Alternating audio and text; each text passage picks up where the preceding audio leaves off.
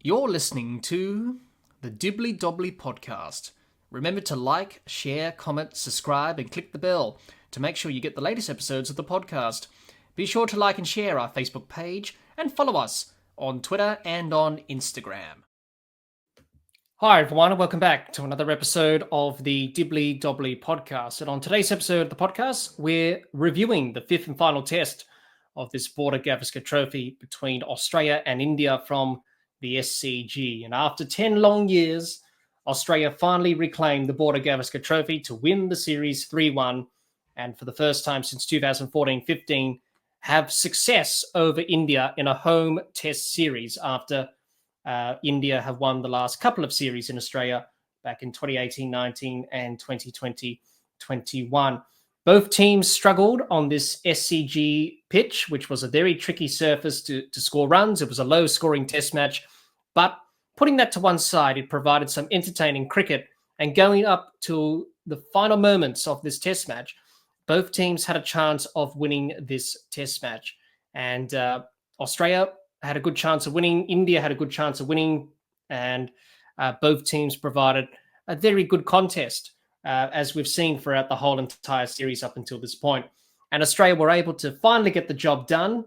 As I mentioned, after losing the last two series at home to Australia and to India in Australia in 2018-19 and 2020-21, Scott Boland's 10 wickets plus Bo Webster's magical test debut guided Australia to victory, and they were able to get the job done, win the series 3-1, and thoroughly deserved their series win, because after the Perth test match, where Australia suffered a very huge defeat by 295 runs from memory, everyone was saying this Australian team are no good and everyone should be dropped and sacked and the selectors should act. Australia weren't going to win the series. It was going to end ugly. But Australia were able to turn things around. That second test in Adelaide, the third test in Brisbane was a draw, of course, but the fourth test in Melbourne was a superb test match that they won. And obviously this test match here in Sydney, they were able to turn things around, which is a fantastic achievement by this Australian team. On the other hand, India will be disappointed by not only losing this final test match, but the series as a whole. After dominating the first test in Perth, as I mentioned just a moment ago, they were behind in nearly all the test matches after Perth in the four subsequent test matches to follow. This last test match, there were a good chance of winning the series. They put themselves in a good chance to win the series, but obviously the injury to Jasprit Bumrah was a big blow for India, and it was a big blow for them. If he was able to bowl in the second innings, it would have been a different story on a very challenging surface here at the SCG. But unfortunately, that wasn't to be the case. Bumrah didn't bowl. India struggled in terms of picking up those 10 wickets to win the test match. And Australia, in the end, were able to wrap it up and win the series. And for India, they'll be disappointed about how things went about, how they went about things, I should say, in this last test match. But they will be also disappointed about how the series went as well in terms of the 3-1 series defeat. And their Border-Gavaskar Trophy dominance is over after 10 long years of dominating against Australia. That's finally come to an end after this defeat here in Sydney. Also, the World Test Championship final for India. They can't qualify for that now. Obviously, Australia have qualified to play South Africa in that later on in the year. So there was a lot riding on this test match, not only for the Border-Gavaskar Trophy, but for World Test Championship as well. And also Australia, plenty to play for in terms of winning the series for the first time in 10 years. India, could they be join the list of other teams, England, South Africa, and the West Indies, to win 3 consecutive test series in Australia? And unfortunately, they weren't able to do the hat trick and the three-peat, and they weren't able to get the job done. So plenty of things to talk about from this test match, plenty of things to talk about, to discuss how both teams went about it in this episode today. As I mentioned, it was a test match that had it all. It was a low-scoring affair. Both batting sides struggled, but they found a way to score runs at times. Bowling on both sides was pretty good in terms of using the conditions to their advantage. So it was another great test match, which ended in 3 days, which has been the common theme in this series, where Test matches have ended pretty quickly. But I suppose that's the new way of Test match cricket now, that Test cricket will end in a short amount of days, just the way the game's going in terms of the pace of it. But yet again, another exciting Test match that was a good contest between Australia and India, as it was throughout the whole entire series. So without further ado, let's get into it. Let's have a look at the match summary from this fifth and final test of this Border-Gavaskar Trophy between Australia and India from the SCG. It was a challenging surface, which was pretty much a tall order for the batting groups of both India and Australia. Difficult batting conditions, and the bowlers loved bowling on this surface, and the scores reflected how challenging this surface was at the SCG. India batted first, made 185 in their first innings. Rishabh Pant top scored with 40. Scott Boland took 4 wickets for Australia. Australia, in response, were bowled out for 181. Bo Webster on test debut top scored with 57. Krishna and Siraj took 3 wickets each for India. India, in their second innings, were bowled out for 157, and Rishabh Pant top scored with 61, and Scott Boland took 6 wickets to lead the way with the ball for Australia. Australia needed 162 runs to win in the second innings. It was going to be a difficult run chase given how difficult this SCG surface was, with the amount of uneven bounce, seam movement, green grass, swing and seam. But they were able to get the job done. They finished on 4 for 162. Usman Khawaja top scored with 41. Krishna took 3 wickets for India. Australia won by 6 wickets, and to win the series 3-1 as well, and to reclaim the Border-Gavaskar Trophy in the process. And Scott Boland, rightly so, named player of the match for his 10 wickets. So that's pretty much how this fifth and final test of this Border-Gavaskar Trophy went down at the SCG. As I mentioned, it was a low-scoring affair, but a test match that provided some entertainment, and a test match that saw both teams have a chance of winning going into the third and final day, which turned out to be the case from this test match. But in the end, Australia prevailed, and they were able to succeed in their mission, which was to reclaim the Border-Gavaskar Trophy and end India's dominance over the last 10 years. And what a test match it was. And it had it all with bat and ball. Now then, there were plenty of key moments and key factors from this fifth and final test of this Border-Gavaskar Trophy. But there were a couple of key moments that I would like to highlight. And I thought those were the difference in terms of Australia going on to win this test match, and sort of changed how this test match was going to pan out. Obviously, the first one was Rishabh Pant's innings in the second innings. Now, India in the second innings got off to a bit of a flyer. They sort of adopted the aggressive approach, looking to score quickly, looking to put runs on the board, looking to put Australia under pressure in the second innings, looking to get the lead up to around about 200 plus runs. And Rishabh Pant's innings of 61 was looking like getting India to that position. But that was a key moment in the match. It really was. It looked like Rishabh Pant was going to play one of his brilliant innings, as we've seen in the past from Rishabh Pant. It was going to take the game away from Australia. Australia looked like, sort of struggling against him. He was dispatching all the bowlers. Australia didn't have any answers until Pat Cummins came on and got him out.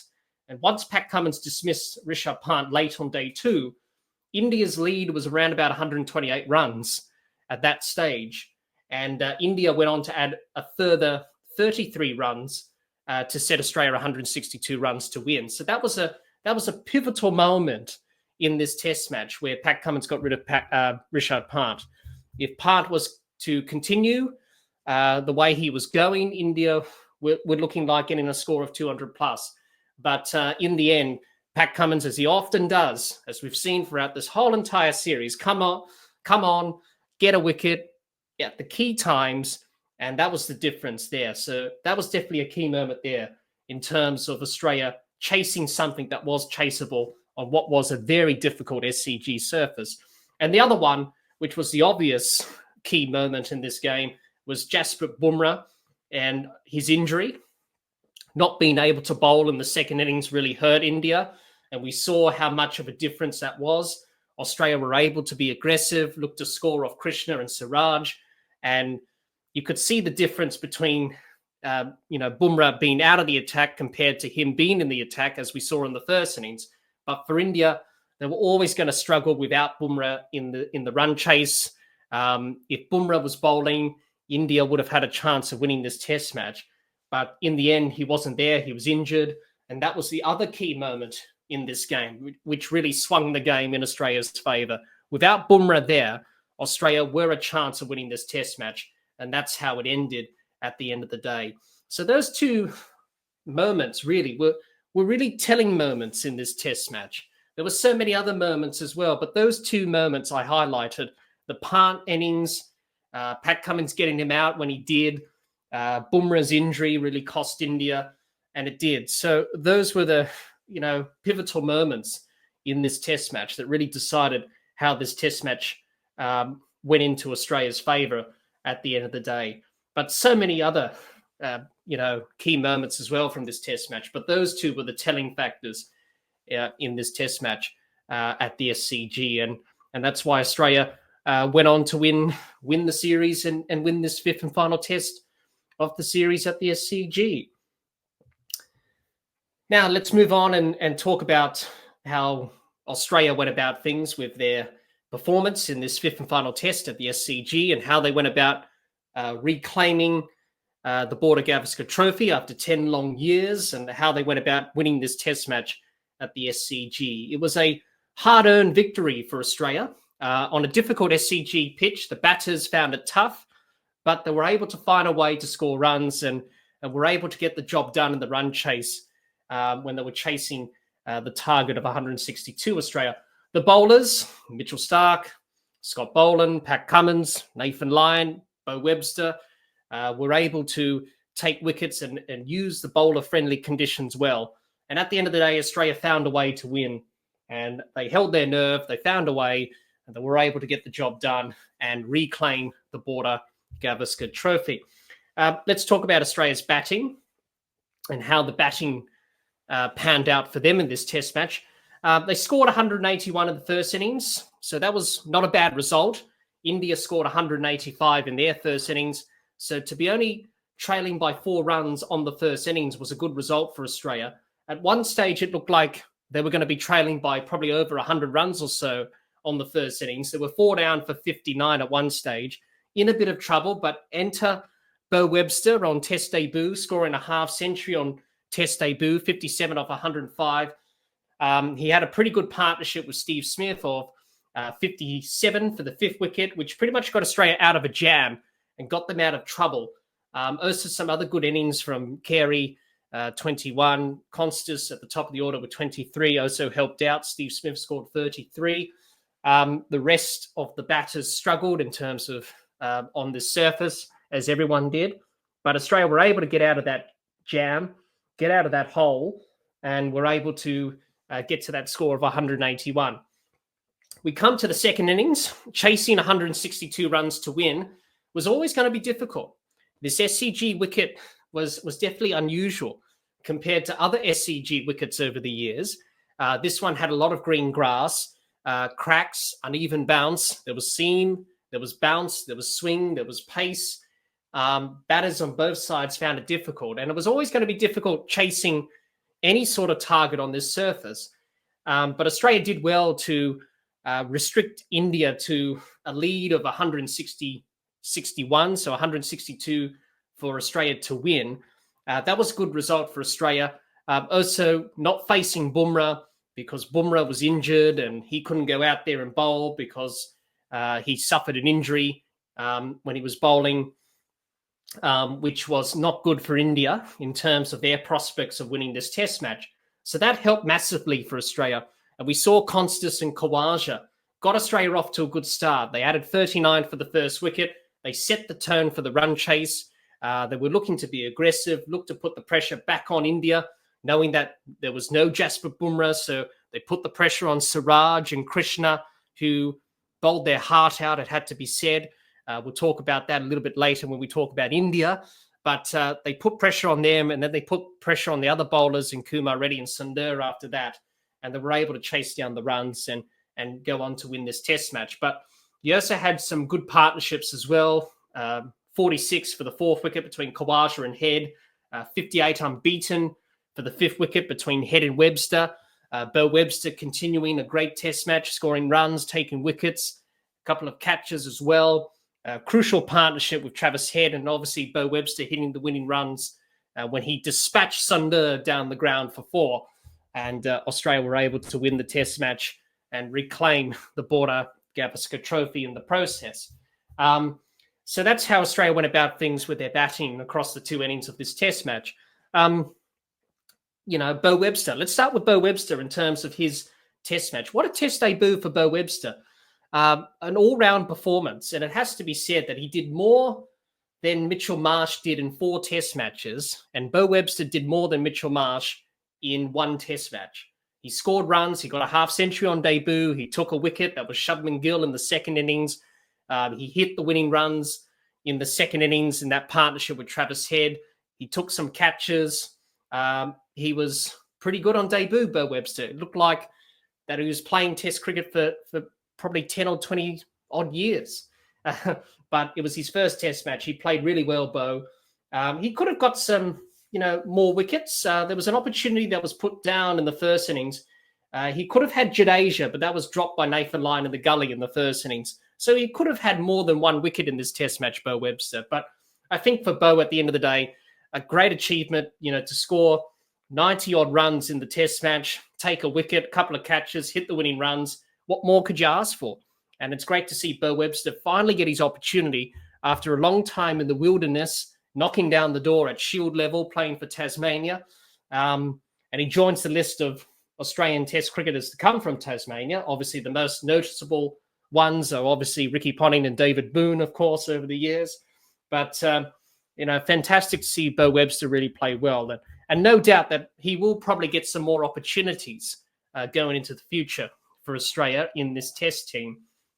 So good performance from Bo Webster. I thought he was probably the best of the Australian batters in both innings, and probably for the entire test match, I think, as well, because he was really confident on the front and back foot. He had a pretty good solid technique to combat the moving ball on this surface at the SCG. I think his time playing at Bellerive Oval in Tasmania has certainly helped, because we know that in Tasmania, certainly in Bellerive, you're going to get green pitches that do a bit. And probably that put him in good stead in this test match. And that's why he was head and shoulders above the rest. And that's why we saw him really bat well in this test match.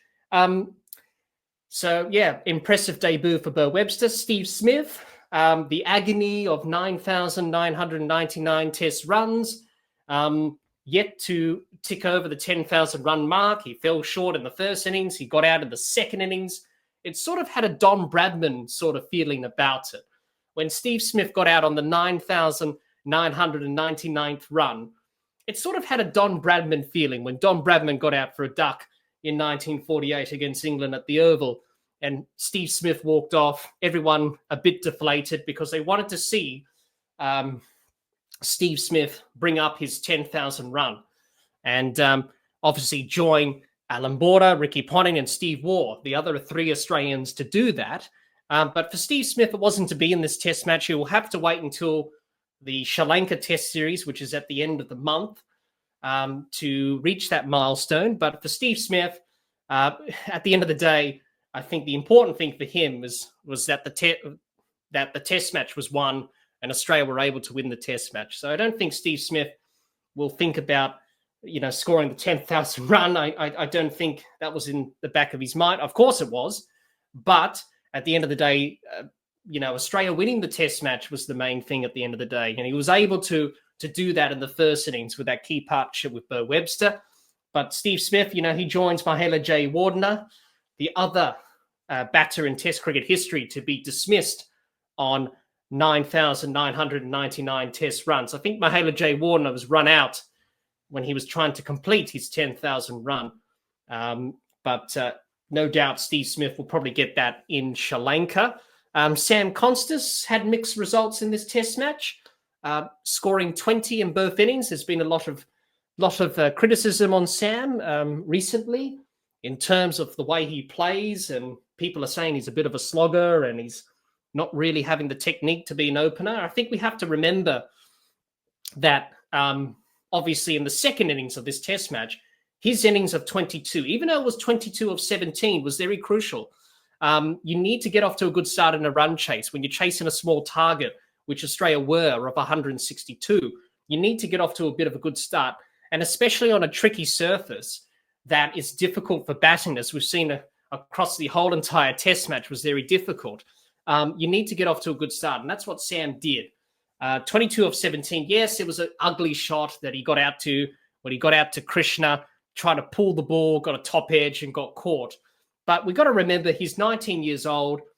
He will learn a lot from this series. Obviously, what happened in the first innings with Bumrah and, the last ball of the day when Khawaja got out and the Indian team swarmed him and yelled in his face and all that stuff. And obviously what happened with Kohli in Melbourne with the shoulder charge and all that stuff. But, Sam would learn a lot from the two test matches he's played. We've got to remember he's 19 years old. He's been a very good, influence on the Australian team. I think the exuberance of youth, a 19-year-old in the team, it's a breath of fresh air. The innings he played in Melbourne was great. Yeah, obviously he didn't score many runs in the next few innings after that first innings in Melbourne on debut. But I think we've got to remember that his second innings runs, that partnership with Khawaja was so important in terms of setting Australia up in this run chase. So no doubt Sam will have a lot to learn. But he's definitely got something about him, but he'll definitely learn a lot from these two test matches. No doubt we'll see the continual improvement of Sam Constas. Travis Head's got some runs after a lean patch, got out for some low scores in Melbourne, got out for a low score in the first innings here in Sydney, but he was able to get in and get set. 34 not out of 38 in the second innings. Good partnership with Bo Webster to get Australia over the line. Was key in the run chase. Can take the game away, as we know, Travis Head. So he had a pretty good test match in the end, Travis Head, obviously scoring the runs to get Australia over the line. And it was so important. If Travis Head got in, got set, he was able to take the game away from India. And that's what he did in the run chase without Bumrah and Krishna and Siraj tiring, because they had to bowl majority of the overs. Australia faced 27 overs in the test match. And Krishna and Siraj bowled 24 overs between them. And then obviously you had Kumar Reddy and Sundar bowl the other three for the 27. So with them getting tired, India not being disciplined enough with the ball, Travis Head was able to get on a bit of a roll and score some runs. And that's what he did. So good to see that from Travis Head. Khawaja, Labuschagne, Carey had mixed results with the bat. Usman Khawaja in the second innings, his 41 was crucial, and that opening partnership with Sam really set up the run chase. Labuschagne was disappointing in this test match in both innings, especially the second innings. That was a really poor dismissal, guiding the ball off the face of the bat to the gully fielder. He was caught by Jaiswal off Krishna for 6. And that was a very disappointing dismissal from Labuschagne, but he's had a pretty much up and down series with the bat. And Alex Carey batted well in the first innings. Good partnership with Bo Webster there. Those two putting on 41 for their partnership in the first innings, which was very crucial in terms of rescuing Australia from a very precarious position. So I think Australia, looking back on their batting performance, I think the batters would be pleased about how they went about things on this tough surface. It wasn't easy for batting here at the SCG. It was a very difficult pitch. But I think both innings from Australia in terms of the batting side of things, I think they'll be very pleased about how they went about their business, especially in the second innings with the bat and how they were able to navigate through that. Obviously, that was helped by not facing Jasprit Bumrah because he was injured. But I think they'll be very pleased to get the job done in the run chase, especially in the second innings. So that's the batting side of things for Australia. And I think they'll be pretty pleased with how they went. The bowling side of things, pretty good with the ball, as you would expect from Australia, especially this bowling attack. Bowling on this SCG wicket was always going to be a very difficult prospect for the Indian team. But for the Australian bowlers, they bowled very well. They bowled India out for 185 on day one. In the first innings was a pretty good result. The second innings was very crucial in terms of their bowling performance. Managed to bowl India out for 157 in the second innings, kept them to a lead of 161, so they needed 162 runs to win. They did well to keep India under a 200-run lead. Rishabh Pant's innings was threatening to take the game away from Australia at one stage in that second innings. He got off to a bit of a flyer. He scored 61 in quick time, but Pat Cummins getting the key wicket of Pant really changed the complexion of this test match. India was 6 for 141 at that stage when Rishabh Pant got out. In terms of him getting out, India was 6 for 141 at the end of day 2. Going into day 3, they only added a further 33 runs or so. And Australia took 4 for 16. Scott Boland, Pat Cummins combined to finish it off on the morning of day 3, which was really crucial in terms of getting the job done quickly and keeping India to a score of under 200 to chase down and win. And that's what they did in the end. So Australia's bowling was pretty good in this test match. Scott Boland, let's talk about Scott Boland. 10 wickets for the test match for Scott, 4 in the first, 6 in the second. First time in test cricket, first time in first class cricket that Scott Boland has picked up 10 wickets in a match. What can you say about Scott? Very humble person, the humility, the humbleness. He loves playing for Australia. A lot of people have said, how come this guy has not been a part of the main 11 is beyond belief. Obviously, he was just born in the wrong time. You have Stark, Lyon and Hazelwood and Cummins. It's a very good bowling attack. They've been together for so long. And then you have Scott Boland come in, did what he did on debut a few years ago when he took 6 for 7 against England at the MCG. The way he bowled in this test match was outstanding.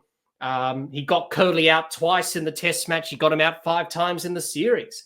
Got him out twice in this test match. Got him out 3 times. Technically, when he got him out in the first innings, Scott Boland, he could have got Virat Kohli out 3 times in the series, as I mentioned.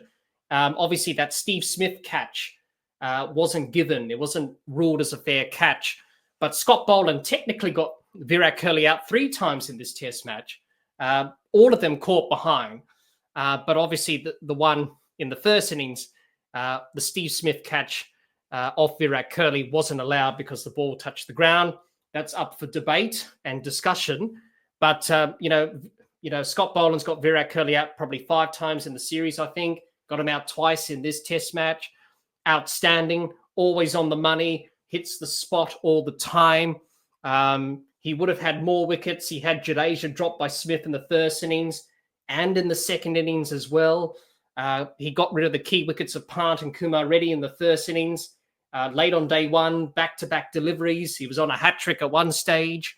What can you say about Scott Boland? Superb bowler. Just hits a good line and length. This pitch for him at the SCG was made for him.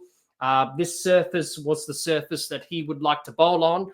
And I think for Scott Boland, if he had a choice of pitches around the world, I think he would, roll this pitch up and roll it out around the world and bowl on it, because this pitch was made for him, and it certainly was, because he took 10 wickets. He was pretty much unplayable at stages of this test match. So that was Scott Boland. Superb performance by him. Pat Cummins, again, superb. 5 wickets in the test match. He got the key wicket of Pant in the second innings, but he also got key wickets of Jadeja and Sundur to wrap it up early on day 3 when India were looking to extend their lead. He just knows when to come on and take key wickets at the key moments and key times in the test match. He's done that again. Pat Cummins was superb. Mitchell Stark was a bit off colour. That's understandable given that he struggled in the second innings. Jaiswal took him apart in his first 4 overs. He conceded 36 runs. In the first innings, he did okay. 3 wickets he took, but we all know with Mitchell Starc that he had that bit of soreness in the back. So he did struggle a little bit, Mitchell Starc. So he wasn't quite at his best in the test match. But putting this test match to one side, he's had a pretty good series. Nathan Lyon didn't really do much. Didn't bowl in the second innings. Wasn't required. He took 1 wicket in the test match. That was Shubman Gill in the first innings, just before lunch, where Shubman Gill went down the wicket and got an outside edge and got caught behind by Steve Smith at slip. And, that was the wicket that Nathan Lyon took in the test match. That was the only wicket he took. Didn't really do much in the test match, but, had a pretty quiet test match and series, Nathan Lyon. Obviously, Bo Webster picked up a wicket, got rid of Shubman Gill in the second innings, which was a crucial wicket. He bowled pretty well in the test match. He bowled well in the first innings. He should have got a wicket in the first innings. Obviously, that drop catch off Nathan Lyon when he was trying to dismiss Jadeja. But other than that, Australia's bowling was pretty much good, as always, really challenging the Indian batters on this surface at the SCG. And they were able to get the job done. They were able to pick up 20 wickets, and they were able to keep India under a lead of 200 and really set up the batters to chase down the runs and win the test match and win the series. And that's what happened at the end of the day. So I think Australia will be very pleased with their performance overall. It was a team effort. Everyone contributed. Everyone did their part. And everyone contributed to this test win and obviously the series win as well. And for Australia, they'll be very pleased with their performance in this 5th test at the SCG against India. Let's talk about India and their performance in this 5th and final test of the Border-Gavaskar Trophy. And for India, well, it was the same old thing from India in this test match as it has been throughout the whole entire series. Once again, the batting struggled. The bowlers were able to take wickets, but at the end of the day, they weren't quite good enough to get the job done against Australia. And they weren't able to win this last test match. They had an opportunity to win this last test match, India, but they weren't able to do that. They weren't able to draw the series and retain the Border-Gavaskar Trophy. Their dominance has been ended after 10 long years of dominance over Australia. They couldn't get the job done. They found it difficult, the batters on this SCG pitch. Yet again, we saw batters get in and get out. Rishabh Pant really looked like the only Indian batter that really felt comfortable on the surface. Everyone else struggled. Virat Kohli's woes continued. And India won the toss and batted first. And really, that really set them back in this test match. It had to be said. And also the Jasprit Bumrah injury as well. Bumrah being captain for this test match. Obviously, Rohit Sharma dropping himself from this last test match of the series. So Bumrah being captain and him getting injured and obviously not bowling in the second innings was also critical for India's chances of winning this test match as well. India will be disappointed by the result and probably be disappointed about how they played across the entire series after what they did in the first test in Perth, where they battered Australia. They won by 295 runs, nearly 300 runs in that first test. And then to be outplayed in the subsequent test matches after that, I think they'll be disappointed with the result. But let's talk about their batting in this test match. 185 they scored in the first innings. They did well on a tricky pitch. And that was pretty much set up by Rishabh Pant. Rishabh Pant top scored with 40, copped some blows on the body. Obviously, played in a very restrained manner. Obviously, with Rishabh Pant and the backlash that he had from the Melbourne test, he stood up tall. Everyone else struggled. And India were able to get to that score of 185. They were bowled out for 152 in the second innings, and they set Australia 162 runs to win. They got off to a flying start by Jaiswal. Jaiswal took a liking to Mitchell Starc in the first couple of overs of the innings. He scored a quick-fire 22 of 35. So that really set the tone and the intentions for India in the second innings. And that really set the tone that India were going to come out, be aggressive, score runs at a rapid rate. I think for both batting groups, I think that was the right way to go on this tricky surface at the SCG, was to to score runs, be aggressive, look to score, because if you look to defend, you're gonna get a ball with your name on it, and it's going to be difficult. And that's what India did. They were looking to score quickly. Rishabh Pant's innings of 61, he was looking good. India were looking like getting a lead of over 200. If he stayed out there for a length of time, he would have scored 100 probably, and he would have got the lead over 200 plus for India. And that would have been difficult for Australia to chase down in the second innings. But once he got out, the lead was only 128 runs. That wasn't enough for India. They went on to add a further 33 runs after that. And where Jadeja and Sundar, Krishna and Bumrah Siraj crumbled on the morning of day 3 to Scott Boland and Pat Cummins, that's where the test match turned around in Australia's favour. Also, the injury of Jasprit Bumrah really cost them as well. And they weren't able to get enough runs at the end of the day. They needed another 50 runs, probably needed 200 plus to really challenge Australia, knowing that they didn't have Bumrah in their bowling lineup. Rishabh Pant. Let's talk about Rishabh Pant. Proving the critics wrong. Obviously, he copped a lot of backlash, Rishabh Pant, following what happened in Melbourne with the brain fades, and obviously what he did in the second innings when he played, when he held out to the deep of Travis Head, and that caused the batting collapse in Melbourne, and that's why India were able to lose that test match in Melbourne because of that. He played a very responsible innings in the first innings. He copped a lot of blows to the body. He was able to soak up that pressure, but then in the second innings, he was able to play his natural game, and the situation required him to do that, to play his natural game and to be aggressive, and that's what he did. So we saw a very different Rishabh Pant in this test match. And we know what Rishabh Pant is capable of. We know what he can do. We know what he can do with the bat. He's a very exciting cricketer. Yeah, obviously, Melbourne Test, he didn't play well. He had a couple of brain fades. But in this test match in Sydney, he did play a couple of good innings. Responsibility in the first innings, and then obviously doing what he does best and being aggressive in the second innings.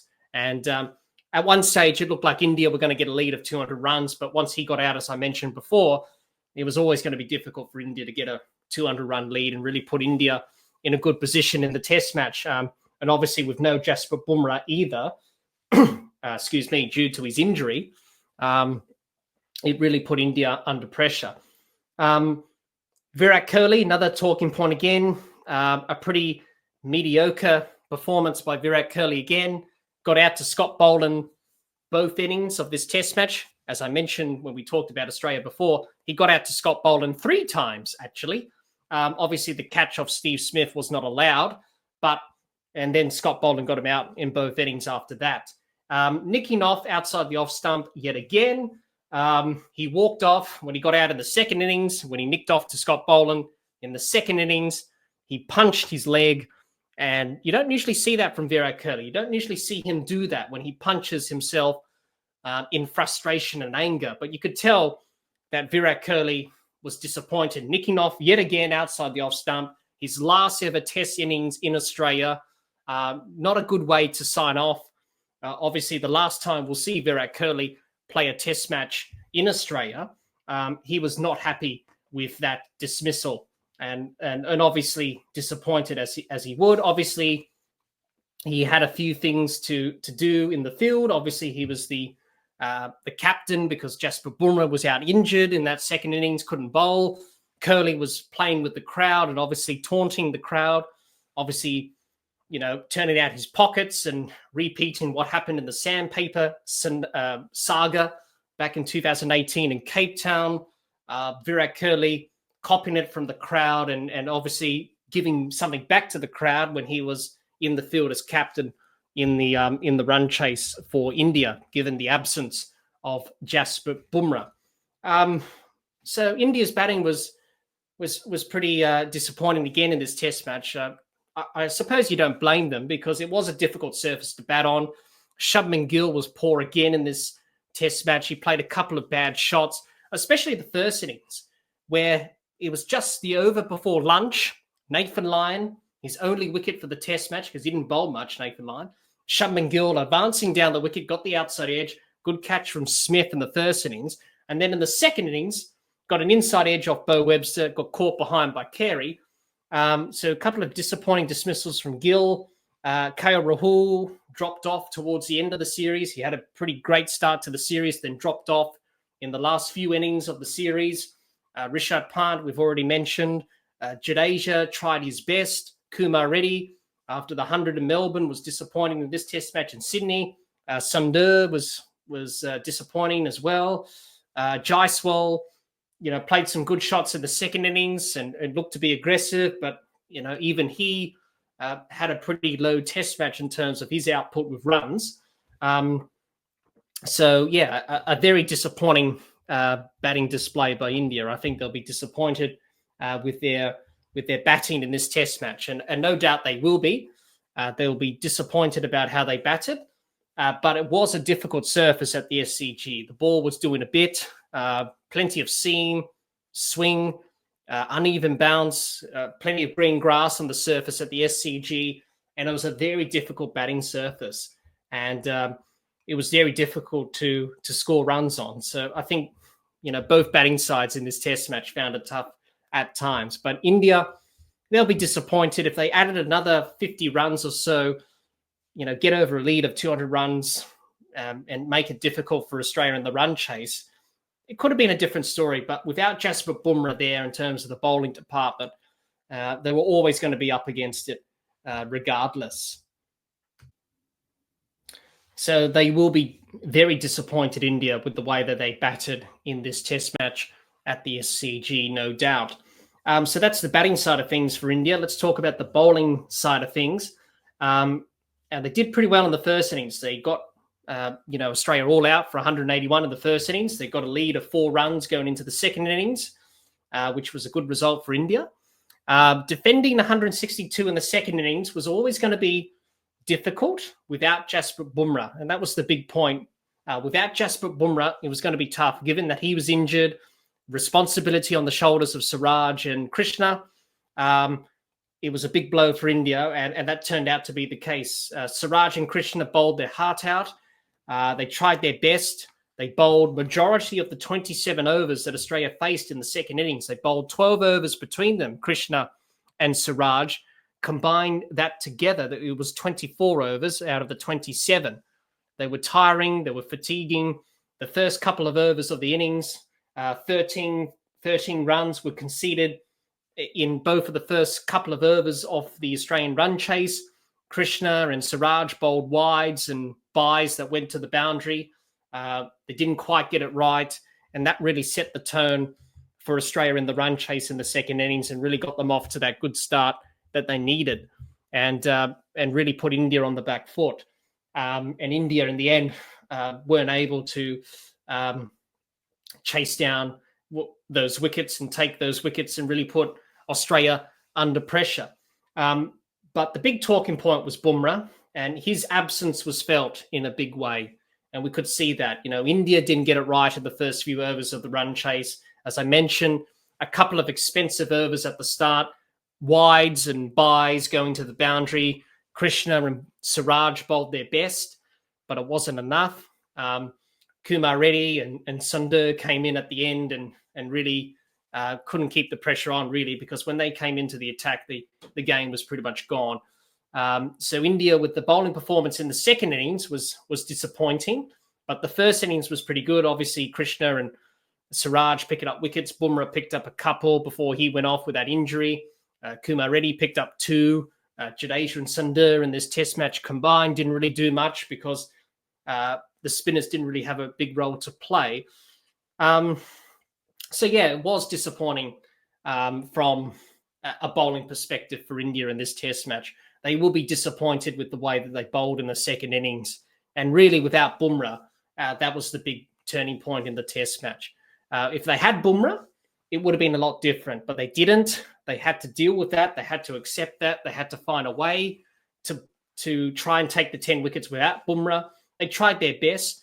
Krishna picked up 3 wickets, but if we're honest, really, 2 of the 3 wickets that Krishna picked up were pretty much given to him. the Constas one and the Labuschagne one were given to him because both of them played some ordinary shots. The Steve Smith one, I suppose, he bowled a pretty good ball to get rid of Steve Smith there. Siraj got rid of Khawaja, which was a big wicket. Got him out for 41 after Khawaja was looking good. But other than that, really, if India were going to take the 10 wickets, both of them had to do most of the damage. And they bowled 12 overs between them out of the 24 overs between the two out of the 27 overs that Australia faced in the second innings. They were tiring, fatiguing, and it was always going to be difficult for them to sustain that level of intensity.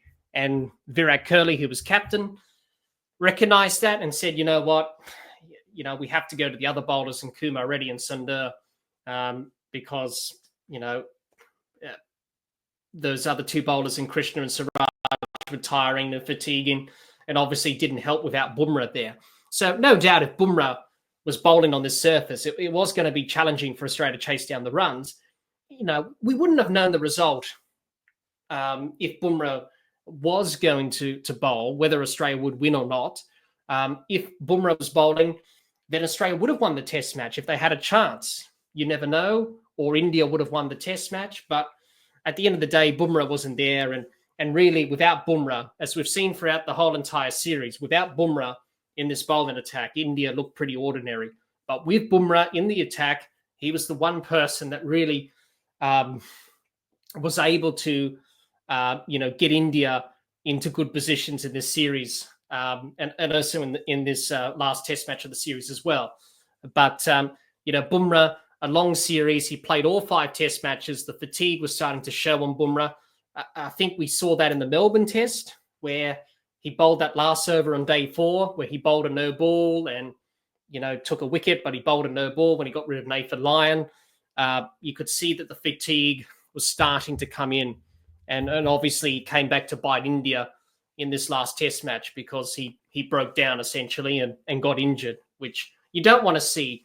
And let's hope it's not a severe injury for Bumrah, but obviously it's severe enough for him not to bowl in this last test match, which was the difference for India winning this test match, really. Because if they had Bumrah, they were a chance. They didn't have Bumrah. It was always going to be difficult. But you have to admire Krishna and Siraj. They tried their best, but it wasn't good enough in the end, and Australia were able to get the job done and win the test match and win the series 3-1. So I think India overall, in terms of team performance, will be disappointed. They would have wanted to win this last test match to obviously keep the Border-Gavaskar Trophy, keep their dominance alive over Australia in terms of the last 10 years or so, but it wasn't to be. And if we're honest, to be honest, after the Perth test where they won so convincingly, to be honest, they've been outplayed in all the other test matches since then. They've shown glimpses of their best at times, but it wasn't good enough to get the job done over Australia. And they'll be very disappointed with that result. And definitely what happened in this last test match here in Sydney.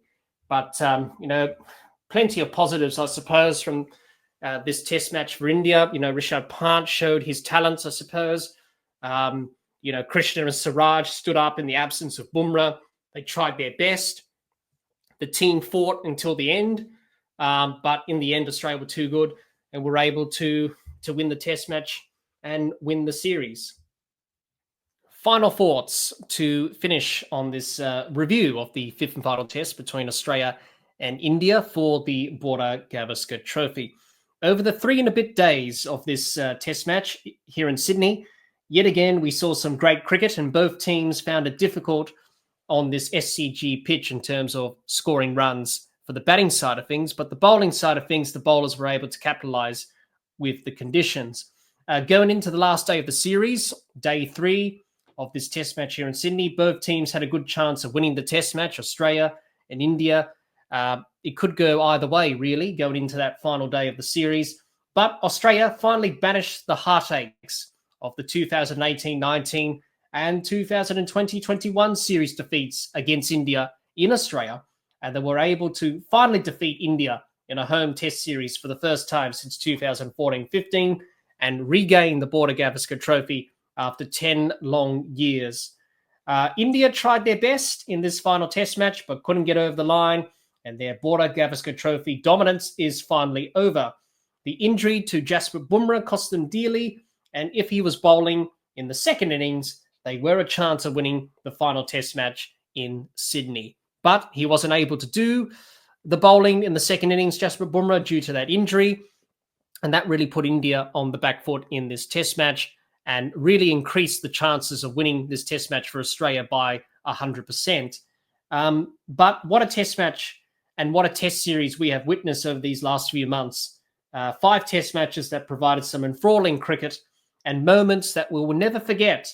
It's sad that it's come to an end, but I suppose it makes us look forward to the next series in the next few years when Australia go over to India to play 5 test matches over there in India. That should be a great series in the next few years. But this test series, some of the best cricket I've seen over these 5 test matches. And I'm sure all of you listening to the podcast would agree with that as well, that it has been a great series. It's been an enthralling series. We've seen some great cricket at times. We saw some good batting performances from certain individuals. We saw some great bowling performances as well. We saw a very good test match in Melbourne that went down to the last day. The crowd attendances for the 5 test matches were excellent. It was a superb series, and both Australia and India should be proud of their efforts in this test series. But in the end, Australia were able to win the series 3-1 and finally get their hands on the Border-Gavaskar Trophy after 10 long years of India's dominance. Certainly in the last couple of series in Australia, but over the 10 years as well with the series in India as well. But what a series it was. It's sad that it's over, but let's hope the next series in a few years' time in India should be a great series as well. But just to finish off, a great test match here in Sydney, low-scoring affair. Both teams provided some great cricket once again, and Australia were able to get the job done and hold their nerve. It was a bit shaky in the run chase at times, losing those wickets, but they were able to hold their nerve, get the job done. That was the main thing, and win the series.